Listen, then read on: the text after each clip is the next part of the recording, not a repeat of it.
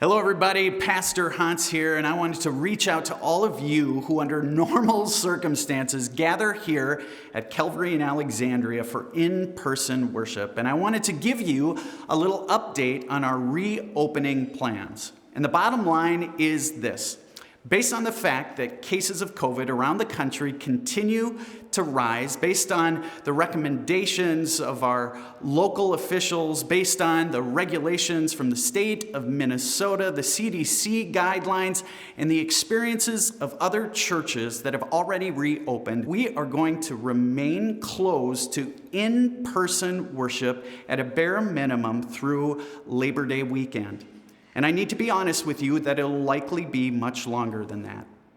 I want to be honest. Around the country, churches of our size have already begun to announce, many of them, that they will remain closed until the new year.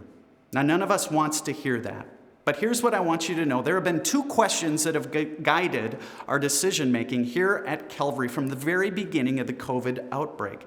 The first question is this: can we ensure that everybody who comes through our doors here at Calvary would remain healthy, that they would be safe?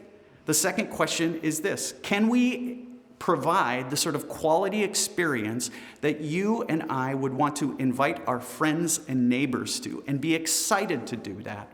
We do not believe at this time we can ensure the safety of all who attend in-person worship, especially those most vulnerable.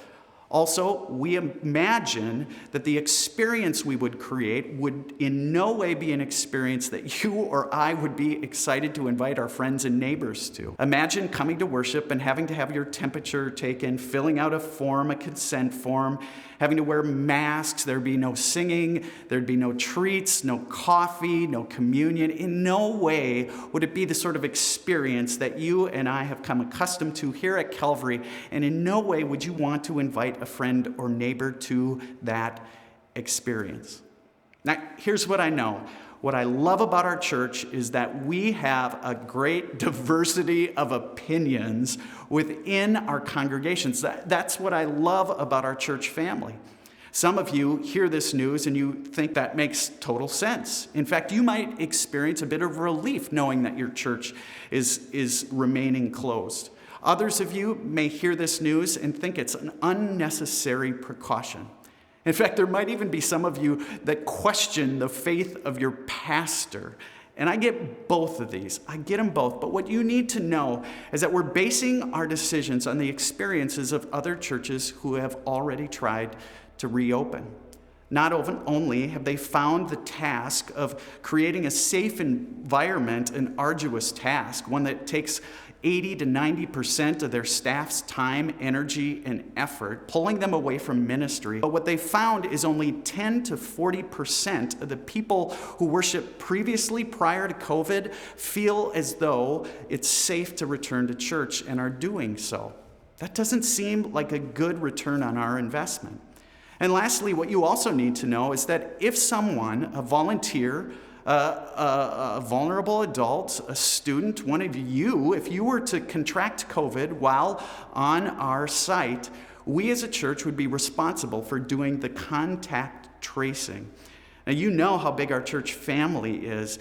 We do not believe that we could do that in a responsible manner. So we're going to remain closed for the time being. And here's what I know many of you are asking. Well, how is the church doing? I mean, are we doing okay? Here's what I need you to know. I believe we are going to thrive. We're going to thrive as a church because of this experience. We are engaging with more people now than ever before in the history of our church.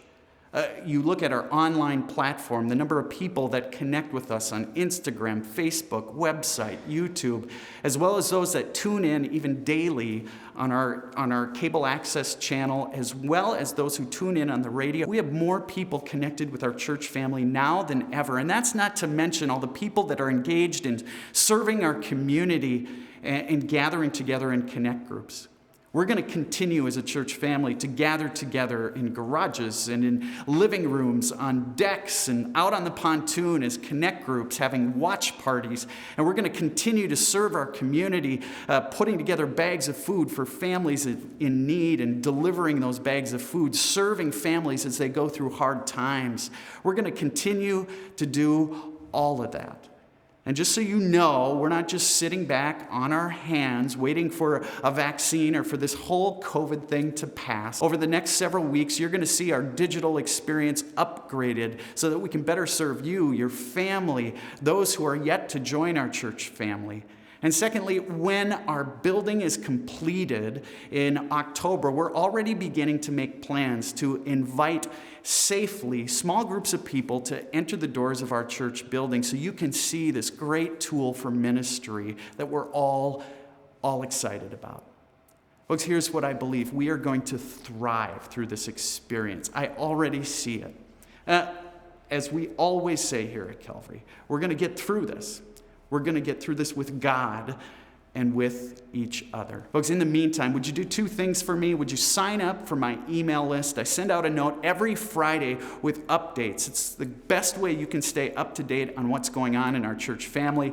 Go out to our website. That's where you can sign up. And secondly, would you tune in this weekend? We've got a great worship series.